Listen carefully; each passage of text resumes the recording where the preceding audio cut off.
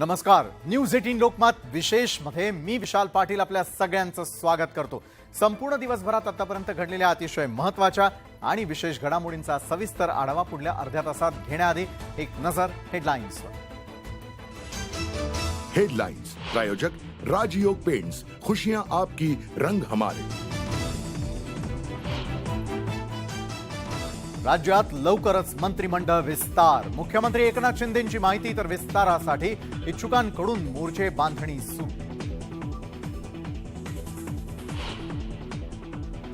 शिवसेनेला केंद्रात मंत्रिपद मिळणार असल्याची सूत्रांची माहिती. खासदारांच्या बैठकीत चर्चा होण्याची ही शक्यता. विरोधकांची मूठ बांधण्यासाठी अरविंद केजरीवालांनी घेतली उद्धव ठाकरेंची भेट.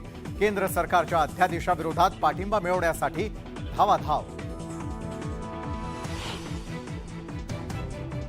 भाजपला पराभूत करण्यासाठी विरोधकांची एकजूट. तर सध्या केजरीवाल उद्धव ठाकरेंना एकमेकांची गरज.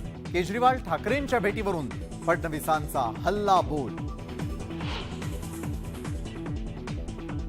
इंदिरा गांधींनी लोकसभेच्या इमारतीचं केलं उद्घाटन. लोकशाही विरोधी होतं का? संसद इमारत उद्घाटन वादावरून फडणवीसांचा सवाल. आशिष देशमुखांची 6 वर्षांसाठी काँग्रेस पक्षातून हकालपट्टी. पृथ्वीराज चव्हाणांची घोषणा. पक्षविरोधी कारवाई केल्याचा ठपका. शेतकऱ्यांच्या सिव्हिल स्कोअरचं कारण देऊन कर्ज नाकारणाऱ्या बँकांना देवेंद्र फडणवीसांचा इशारा. कर्ज नाकारल्यास गुन्हा दाखल होणार.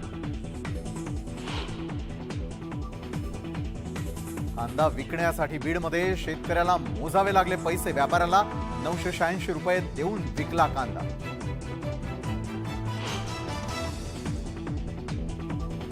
शिंदे फडणवीसांनी केली मुंबईतील शिवडी न्हावा शेवा सीलिंगच्या कामाची पाहणी. सीलिंगचं 94% काम पूर्ण. लवकरच सीलिंग सर्वसामान्यांच्या सेवेसाठी होणार खुला. 12वीच्या निकालाची तारीख ठरली. उद्या निकाल जाहीर होणार. निकालाकडे विद्यार्थ्यांसह पालकांचं लक्ष. हेल्मेट डेचं निमित्त पुण्यातल्या शासकीय कार्यालयात हेल्मेट सक्ती लागू. विना हेल्मेट कर्मचाऱ्यांवर दंडात्मक कारवाई.